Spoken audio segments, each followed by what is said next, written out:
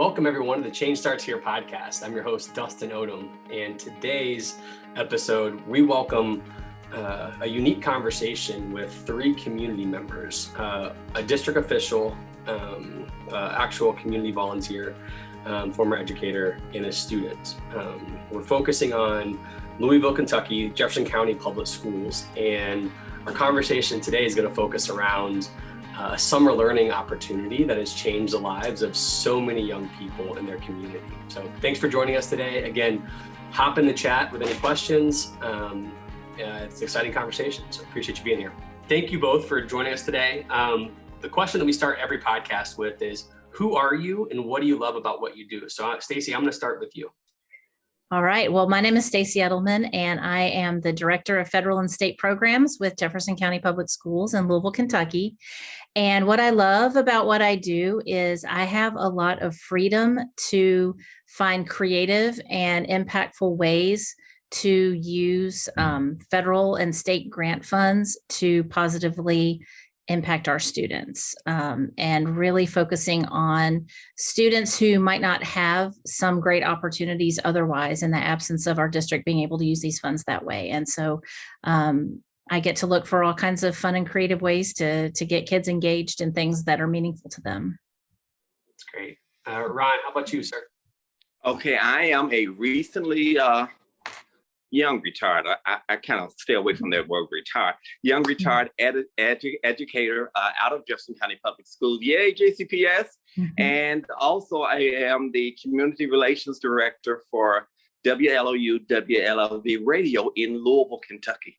And what I really like about what I'm doing now is I have the freedom, and education is my calling, looking at young men and young ladies who are like me, who don't have the opportunity to go forth and do things. Now I have freedom to really not just deal with the educational ways, but also have freedom to deal with it in the community and with a religious base. Christianity is a key component to us, and I think it's something that's missing. So I'm able to put all those components together and really work with youth in our community, and it is exciting time for me right now. That's fascinating. So we're here today, and we could talk about a lot of the impact you guys have had over your career, but today specifically we're focused on the really awesome and unique summer learning opportunity you guys created over the summer. So Stacie, I'll just start with you first. What problem were you trying to solve for as you started to build out this summer experience? So I have to go back to probably last winter, and we knew that our kids were missing out on so much by being at home. Our district was in virtual school almost the entire school year. We were able to get back in person a little bit at the end, but we knew that kids had missed out on so much, and we wanted to start planning some summer programming. Again, not really knowing what the situation was going to be by summertime, but we wanted to have some plans in place if we were able to get kids into some programming. And we were trying to think of things for our students in grades K through 12. And we wanted to, of course, have an academic focus, but we knew that wasn't the most important. We needed to get kids back with their peers. We needed to get them interacting with each other. We needed to focus on ways to prepare them to be successful starting into a new school year, coming out of an entire year of virtual school.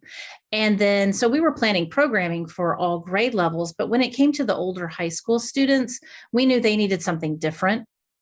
And I was researching different ideas in other school districts, especially large urban districts across the country. And I didn't see anything specifically like what we ended up doing, but something sparked an idea. And we've had a relationship in Jefferson County for the past few years, implementing the Leader in Me program in some of our schools. And I've developed a great relationship with the folks at Franklin Covey, and we have really been able to work together and create things, not just putting the same package in every school, but they've been really adaptive and really been flexible and listening to what our needs are. And so I called them up and I said, I've got this idea. what can we do? And they got really excited. And we came up with this idea that we wanted to, first of all, implement Leader in Me in our summer programming as a social emotional curriculum to help kids get used to cooperating and collaborating together and get ready for school. But then for these older students, we wanted to train them to be the leadership counselors in the summer programs and lead those activities with the younger students. And from there, then we also built out, and the Franklin Covey folks just were super creative and brought such good ideas to the table. And I'm not trying to kiss up, I promise, they really were wonderful. And we not only did these high school students get trained to lead the activities with the younger students, but they built out a week-long program to develop leadership in these high school students and really made it about them and helping them think about their future and think about what skills they had, what skills they needed to develop, and create this life plan with touch points along the way throughout the program, and then some days at the end to bring them all back together and finish out that personal work that they had been doing on themselves. And the good part is we also got to pay these students for their time in doing this. So you got a chance to build a program that pays kids. That's an interesting twist I wasn't expecting. So you pay kids, so they have a job. They themselves get developed with leadership skills of sorts, right? Yes. And they get to teach other students the same leadership skills or SEL. Is that correct? Absolutely. Those are the three big components of this. Yes. Fascinating. So what did you call this summer program? We called it Leadership Counselors in Training. That's what the high school students were called. That was their role. Great. And Ron, how did you get involved with LCIT? Well, for one thing, I am a Franklin Covey fanatic. Okay, I love the material, and for years, even though my school wasn't a Leader in Me school, I taught in special ed, and I used the Leader in Me to help self-esteem with a lot of my students that were problems. Okay, in other classes. So when my wife came on board with this program and with Stacie, it was like, oh my God, if I could just be a part of it. I said, I know I'm not teaching right now and I'm doing some other stuff, but if I could just look at it and come in and, learn some more things about it, I would love to. And that's how I got involved in the program. Actually just coming in just because I am a Franklin Covey person and looking at what it can do, especially to our at-risk kids, our kids who lack self-esteem that really need some push. And I loved it. So from your lens, I mean, you've been a long time educator, just like Stacie. What is unique about the curriculum that you all brought to your students through this Leader in Me framework that was different than other leadership frameworks that you have seen or taught in the past?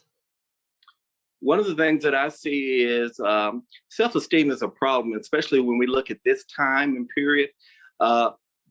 Franklin Covey has a really good way of embellishing self-esteem and really pushing that, hey, it's a win-win for everybody, if I want to use their terminology, and that anybody and everybody has leadership potential and can be a leader.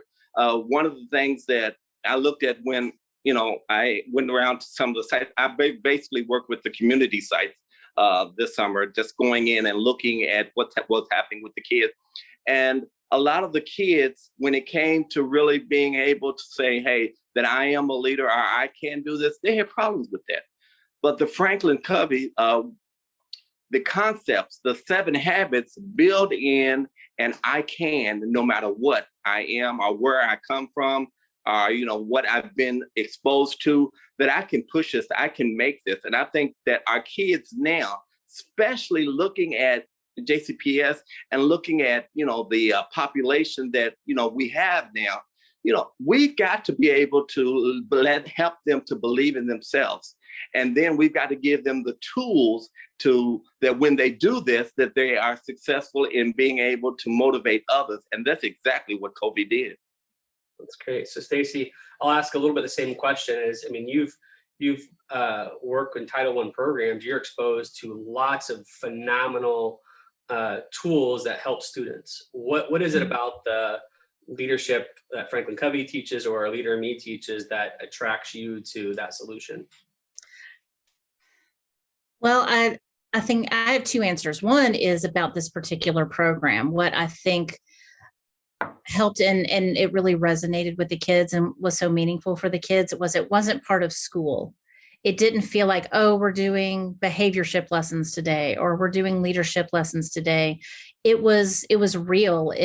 They were treated as professionals because they were professionals. They were being trained to then lead other students. And I think that trust in them and that it was like a job, it was like a profession for them, and they were treated as professionals, really made a difference.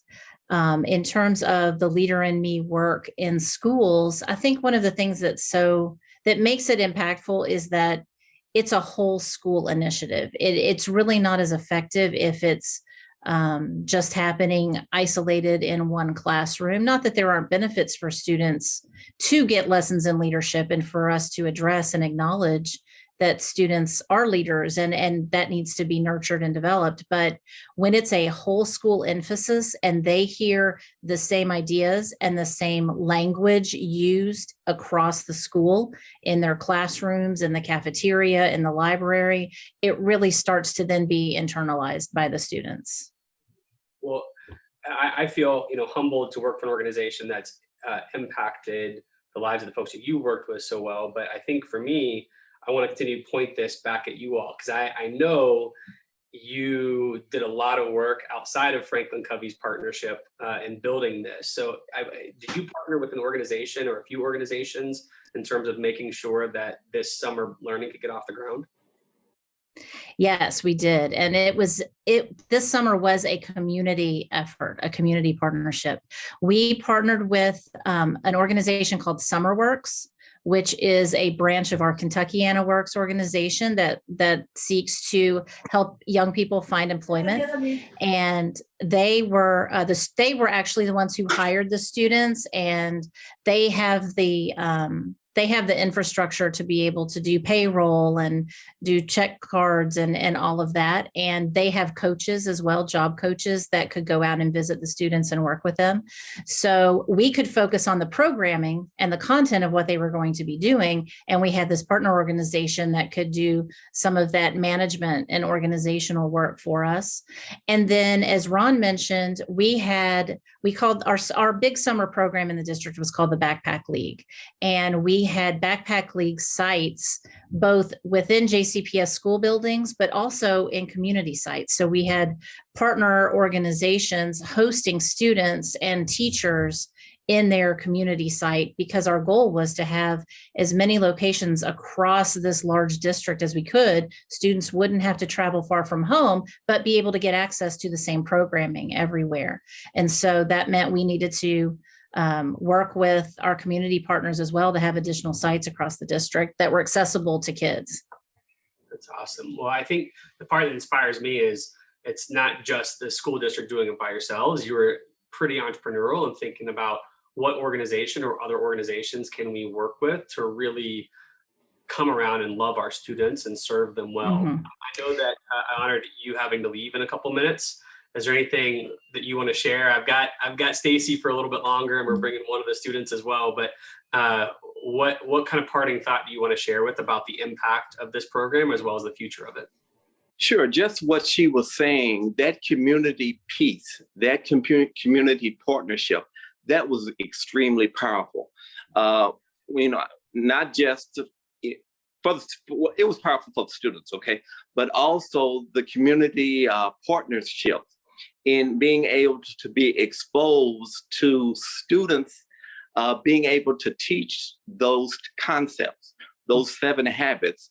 It was phenomenal. I had one I went to it. There is a community center that was out a little bit.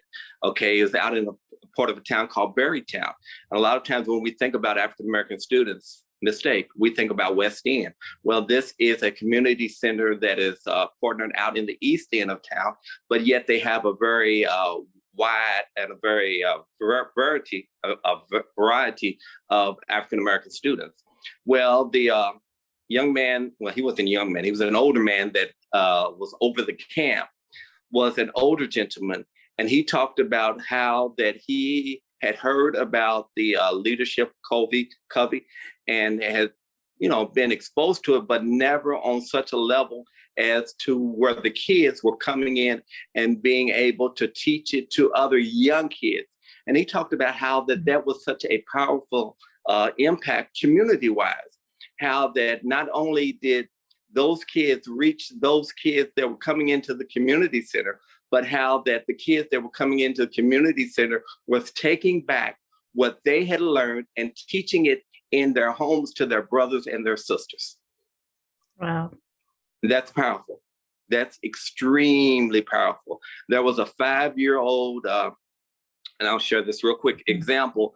There was a young lady, she's in high school now, but she's in high school. I think she's an 11th grader. Well, she had been talking about the being proactive, and she had been teaching it to her 5-year-old sister. And her 5-year-old sister went back, and they were outside someplace, and her nephew or somebody was bothering the 5-year-old. Well, the 5-year-old went up to the young lady that had been teaching her sister the information. She said, "I'm trying to be proactive, but this guy, he just keeps on bothering me." Now here you've got a 5-year-old talking about being proactive because another relative is messing with them. This person wasn't part of the program. The girl that taught her was part of the program. But I mean, you have things like that. And that was just a very powerful piece in looking at what was happening and how that the habits were being effective and how the community partnerships were really playing out. That's great. Well, Ron, I know you got to run. I don't want to make you late for your next appointment. Thanks for your time today, and keep doing the great work. Pleasure's mine. Thank you, Mr. Jones. Sure. Thank you. We were talking earlier about the power of your community partnerships. And like I said, I feel honored that you believe our content has helped you so much. But as I looked at this, as you guys were building it, I was really impressed by your ability to work with your community. And I think we talked about Student Works was the first one. Is that right? Summer Works. Summer Works, sorry. Yeah. So Summer Works, and I know there may have been 1 or 2 other ones that you were ready to talk about. Yes, I also want to mention our partnership with an organization, a local organization called Evolve 502. 502 is our area code here in Louisville. And they really were our connectors. I worked with a gentleman, Charles Davis, who also had been researching, and a lot of the work connecting the community sites with the school sites was his brainchild and came from research he had done in other big cities about how communities and school districts were partnering to serve kids, especially for out of school time. And they were critical in driving this work and helping us connect with a lot of the community sites that we were able to have students participate in there. And so we continue to partner with them and do some great things for kids through that. That's awesome. I mean, it definitely takes a lot of different invested entities to really serve students well. And so with that, let's pivot to the star of our show. Hanan, thank you so much for joining us. I appreciate you finding time, especially for those of you who are not able to see this video right now in a library. And so they get you in trouble for having you talk too loudly, but we really appreciate you being here with us. Yeah, I'm glad to be here too. So a question that I ask every guest that we have on our show is, who are you and what do you love about what you do? Meaning, what do you love about being a student? What do you love about being the age that you are? So tell us, who are you and what do you love about what you do? So I'm Hanan Mohamed. I'm a student at Dallas High School. This is my third year. I'm a junior, and I don't love being a student that much, but I kind of I kind of enjoy learning new things every day. And one of the things that I enjoyed the most was being a leadership, like a leadership counselor in training. That was one of the most like I enjoyed learning. I was learning something and I was having fun at the same time. So it was a great experience, and I'm really glad to be here with you all. Yeah, that's fascinating. So there are definitely what grade are you in right now? I'm junior. Junior. So I think not that anybody needs to know about my personal history, but my sophomore year, I would have probably answered, I don't know if I like being a student that much, but figured it out later. I'm curious for someone who's just honest with us. I mean, I've been there. I don't like being a student that much right now. What made you really enjoy being an LCIT? Am I saying that right, Stacie? What made you enjoy that? Because you had to learn, you had to work. What was enjoyable about that? Well, while I was learning something, I was also, making money. I was making money, but the coaches there made like the things I was learning pretty fun, and I didn't even know if I was learning something or if I was enjoying my time being there. I just was looking forward to like every day coming there. Like my normally schedule right now, every day when I'm waking up early in the morning, I'll be going like, I don't want to go to school today. But like we like a part of ACT, every day I've been so excited to come there. And it was a good experience, and I would love to do that next year too if it's available. So other than the having a paycheck, which I enjoy as well and always have since I started working at 16, what were the things that impacted you the most, or what lessons did you learn that you really actually think are helping you today and will help you in the future? Learning the 7 habits helped me more than everything, and having my own values. Even though I'm still like working on one of my 7 habits, I'm even having like the hand in here, the one that says that you have to be like to be understood, like to understand something. I'm really like when someone have a different opinion than me, I'm not like that good at listening to them. So I every time practice this. It's the seven and like the 7 habit to be more good at it. When I was teaching the 7 habits, I kind of had a hard time too because like I didn't only had to teach like little kids. I also had to deal with high schoolers that time. My school didn't had only like 5 graders. They had high schools that was like just like me. So I kind of asked one of my coaches like what are some of the specific things I could do to like teach them too, so that like they could be a part of my lessons. And they give me this book to teach them too. While I was teaching those high schools, I kind of learned some things too, and I'm still like in my daily life right now like including those things, and also having like values in my life. I feel like it's a big thing. We did that the last 2 days of the LCIT. I feel like having values make me like feel like an adulter, but at the same time, at the same time, whenever I ask other kids, do you have values on your own? They've been going like, what are values? What do you mean? And I've been like really shocked. I was like, am I the only one who have these values and trying to practice them? It kind of makes me feel pretty old, so I stopped talking about them sometimes. But with my real like close friends, I kind of share with them and told them like I have my own values and you have to respect them too. That's awesome. I think one question I have, I don't know if you've worked on it, but I found the Seven Habits book my junior year of high school, I believe. My best friend from growing up, his mom bought it for him. And so that's my first introduction to it. And I remember us looking through and learning about setting a personal mission statement. And I didn't, to be quite frank, I don't think I ever really clarified mine until I read another book called Purpose Driven Life in college. But uh, the journey of trying to clarify what my mission was is what catapulted me on a fun journey of life. Have you started tackling that for yourself yet? Do you have a mission statement? Have you thought through it? Is that something that you're working on right now? Yeah, I am working on my personal mission right now, and it's even though it's kind of hard, like working on a personal mission at this age, I kind of like slack off and do some fun things, but it's still, I kind of think about like those things a lot. Usually when I like it's like late at the night, I kind of get like, my personal missions and get together everything.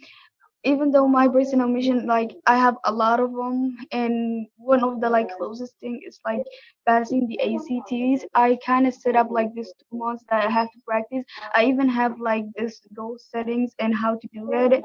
We kind of set up the last 2 days of like the LCIT. They kind of helped me set those goals and how to like push them. So I do have a personal mission, and it's not just one personal, it's a lot, but I'm trying to go like specific ones, like do this one first and this one. It kind of has an order. Yeah, of course. That is the helpful the habits. And I remember like I think my first one was like just be great at school and great at basketball. 'Cause that's really all I cared about that time. And so that was a good step. And then eventually it became it's been since I was 21, which is to make a positive and lasting impact in the life of every person I meet every day, and let that be stand for itself. And so I just encourage you to continue to go down that path, because what's really cool, I talk to students a lot in this world, and your confidence, but also your humility is pretty powerful. I don't know if you know that or have been told that, but I will say like your confidence to say what's truly on your heart is really cool, but you also carry yourself and come across as an incredibly humble person, which are phenomenal attributes for a leader. Thank you so much. Yeah. So Stacie, I don't mean to pass the podcast to you. I mean, you chose this young lady to come join our podcast. Are there any questions that I should be asking that I'm not, or anything that you'd want her to highlight that could tell her story a little bit more? Well, first, I want to agree with you that she is pretty amazing, and she really stood out to the adults that were affiliated with the program. And in asking their opinion, several of them recommended Hanan to be a part of this. And she's just been delightful to work with. And she is very mature, but she does have a humility, as you noticed as well. Hanan, thinking about, I love that you're continuing to think about the things that you learned this summer. That was the whole point. We wanted this to be more than just a summer job. We wanted this to, not to exaggerate and say life-changing, but we wanted you to be learning things that would really make you think about your life differently, and that you could take forward and carry with you as you finished your high school career and thinking beyond. So you're a junior now. That's a challenging year. Your junior and senior years are your last years of high school. What are some of the things that you learned this summer that you think are going to help you be successful as you're finishing out your high school career? Setting goals. Like one of my teacher asking me like, what do you want to be? And I just like one of my summer like LCIT coach taught me, it's like whenever they ask you what do you want to be, instead they should be asking you who do you want to be. And I was like the teacher, I was like, I raised my hand and I was like, are you asking me what I want to do, or like who I want to become? And she was really surprised with that question, and she was like, go with the second one, who do you want to be? Mm-hmm. And I was like, I want to be a confident independent woman who helps her sociality and gets rid of the idea of her community, help women, and be more stand up for those other women who want to do wonderful things in the world. And she was like, yeah. And instead of asking the whole class what do you want to do, she go with who do you want to be. And they all were like, that's more like a good question, because every time a high school teacher, they keep asking us what do you want to do instead of like who you want to be. And that part like kind of tested me, and I wanted to like go with it and like be ask those like to ask them, like instead of asking me that question, to ask me this other question. And this other thing, like this program helped me like making my goals like pretty clear, because when I go back to school, like I'm in school like 6 days or something, and all they keep asking, like they have given us this bunch of papers like what's your goal, what do you want to be. And every time they ask me those questions, I have a clear idea of it now, since I kind of worked on it on my whole summer. So I was like the first one to finish it, because I kind of had like the whole idea of what I want to do on the 5 years or like 6 years. So it was pretty good experience, and I was helpful that they helped me with that. Can I just say, sorry, Stacie, I'm like listening, thinking, Yeah. you just hit on the maturity that took me until I was 21, like from 17 to 21 to get of, we're not defined by our jobs or our roles. We need to define by who we are and how we serve. And the fact that you already get that is pretty awesome. And also gives me goosebumps. Sorry, Stacie, I didn't mean to interrupt, but I'm like, I gotta say. No, me too. I was overflowing because I don't know if you realize, Hanan, but you said that the teacher then changed how she framed that question because of you speaking up and you making her realize that. And I guarantee you that the rest of the day, she asked the question, who do you want to be? And she will do that for the rest of her teaching career now because of you just igniting that change in her thinking. And that's going to benefit her students too, because that's helping them define themselves in different ways. So that's incredible. That's really exciting. I'm going to have to tell everybody in the podcast that we got you in trouble. You were kind enough to go to your local library to be able to speak with us today. And we lost you for a bit. And I'm still convinced, you told me it wasn't the librarian who chastised you and unplugged your computer, but you said it's technical. Well, we kind of have time papers. It's limited and it just got kicked out. And I'm not close to my home. That's why I have to join it from a library. We love you even more for your sacrifice. We're so glad you got back on. So I just want to ask, I mean, while you were gone, both Stacie and I were singing your praises in terms of your maturity and vision. When you think about the person that your friends want to become, have you been able to have any impact on a couple of your friends thinking that through, or just sharing a little bit about how you're thinking through, I want to be confident and I want to go change the world? Have you been able to help any of your just close friends with that? Yeah, with my best friend, he wanted to go to JCTC, and JCTC he has a good grades, and I was he has all A's, and JCTC isn't the ideal college for him, and I was being with senior grades like this wouldn't be a good thing. And if you go to the same college with me, I'm planning to go to Harvard, since I'm gonna be doing this program next summer for them. They promised that they will give me a scholarship if I pass that program. And I was how about we both go to Harvard together, and instead of with senior grades, it would be more useful for it. Even if we both don't get accepted, it will just be we're gonna try.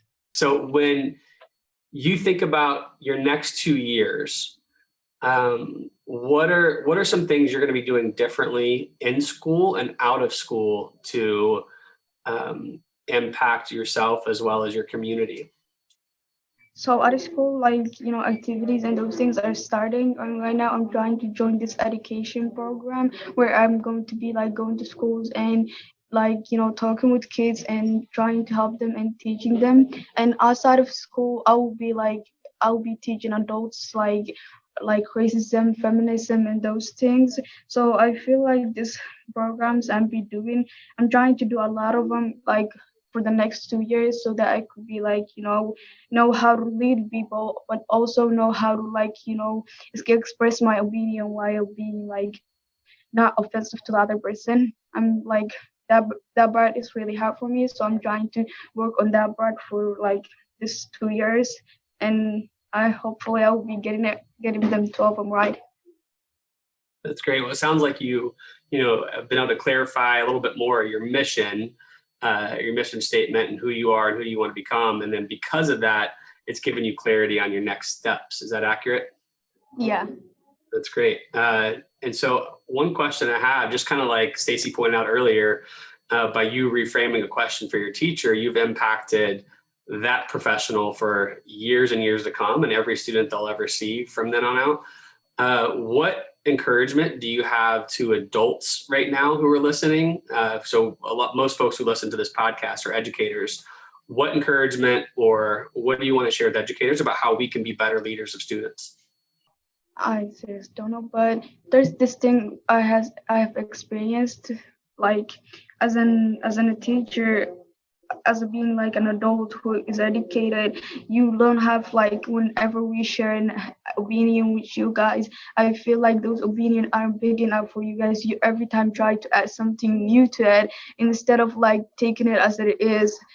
When I try to share some opinions with my school teachers, they've been always like changing what I mean to something else and trying to like get it like their way instead of taking it as what I said. So if you guys like stop treating us like an like like young kids, then we will be able to make like a lot of changes in this world. That's what I believe. And as a making decision as a youth, I don't feel like adults should make like decisions for us. Instead, we should be like the ones who make the decisions for ourselves. Even though we could be a little immature, I feel like we're still like able to make our own decisions and be like able to lead our lives on our own. Yeah.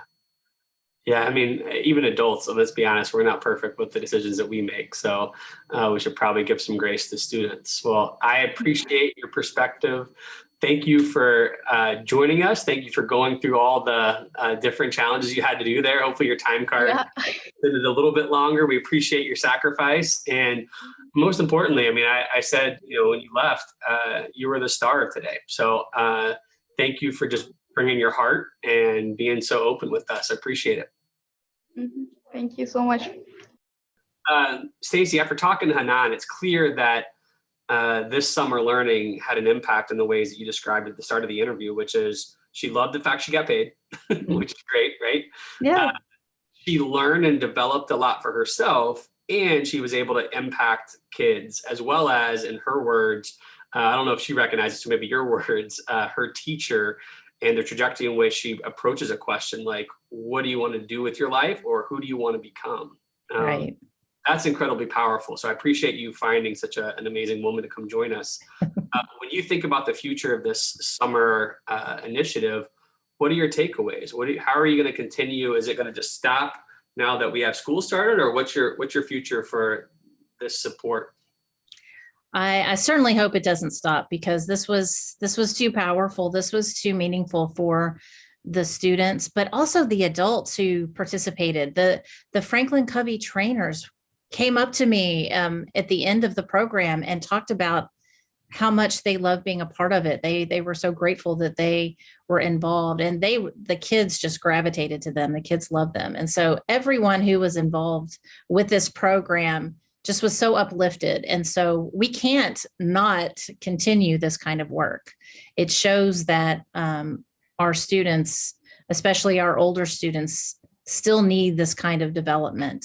I don't know exactly what it will look like, but we're already brainstorming ways that we can build on what we learned and what we accomplished with this program this summer, so that we can try to impact more of our high schoolers and help them see that leadership quality inside of them. So when you think back on the summer and the job to be done, what is the impact that you think you've had? Like, how would you define the impact that you think this summer academy has had? The students had opportunities to reflect and then articulate, and I think they are the best ones. Each of them said that participating in this program affected them profoundly in different ways. For some of them, it may be that they found that they really enjoy working with children. Maybe they might want to be a teacher now, and they never considered that an option. For some of them, it might have been the introspection that they had never really been guided to do, and that helped them understand themselves more. For some of them, and I talked early on how it was important for us to address the summer coming out of the COVID school year, them getting to be with kids their own age. They had been isolated, and teenagers especially were impacted by that social isolation, because those teenagers are all about socialization. And they met new friends from all different schools, all different backgrounds, but they all connected through this experience. And so I think that was as powerful as anything as well. That's great. I do too. And I just appreciate you having the vision, having the courage to do this for students. Because I do think, I mean, again, you can already tell the way Hanan talks about it. And even a community member like Ron, right? They get so passionate about the connections that you're making, as well as the impact you're having on people's lives. What words of encouragement do you have for any other leader, principal, teacher, district official, as they're thinking through, man, that sounds great. What what would you encourage them to do as they think about their next summer, as well as their support they can give kids? First of all, it's a team effort, and there were a lot of folks involved. We've talked about the community partnerships and looking at other organizations that participated and made this happen.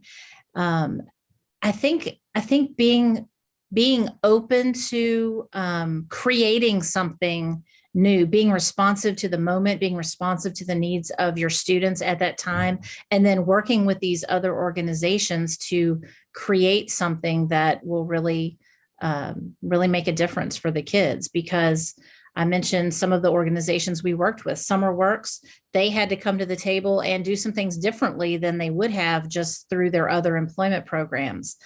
Franklin Covey team, this didn't already exist. We had to work together and create. And, I talked about the vision for what we wanted to accomplish. And then they came with some fantastic models of things that we could do. And so just bringing lots of people to the table, but then thinking differently about how you operate to put all these pieces together.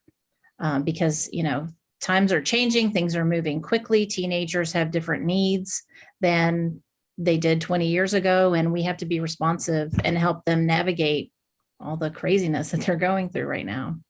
Absolutely. Well, thank you for your time. Thank you for organizing everyone to come and join and talk to us. Thank you again, like I said earlier, thank you for your courage and your willingness to color outside the lines, right? I feel like so often educators and my friends who are educators, especially at district office, can feel bound to some red tape. Again, out of high integrity, not because they don't want to do what's best for kids. And so it's really inspiring to see someone like you and the team you put together to try to figure out how can we do this differently to get better results for our kids, because they're our future. So thank you for your commitment and your leadership. I appreciate that. Thank you. And I'm grateful to be in a place where we could think big and think bold and do some different things. And we appreciate this opportunity and you inviting us to share the experience. Oh, this is great. I remember it was probably, I don't know how early you guys started talking about it, but when it became more of a realization, towards the spring, I guess, or, winter, spring, I was intrigued, and Lynn's been a good friend of mine for a while. So I'm always inspired to see what she cooks up and who she's partnering with. And she was really excited to be in the mix with you guys. And so I knew it had to be something awesome. So I'm glad that we were able to connect as well. Absolutely. She did great work. It was fantastic. She pulled her team together and they were amazing. She was the creative genius behind putting this plan together, like taking the vision and really putting resources and ideas to it. It was great. I'm glad you guys got connected. Hopefully it's just a lot more for you guys. So absolutely. Stacie, it's been awesome. Thanks so much for joining us. Please support us by subscribing to our YouTube channel, podcast on Apple or Spotify, and help us celebrate the beautiful, messy work of shaping human potential.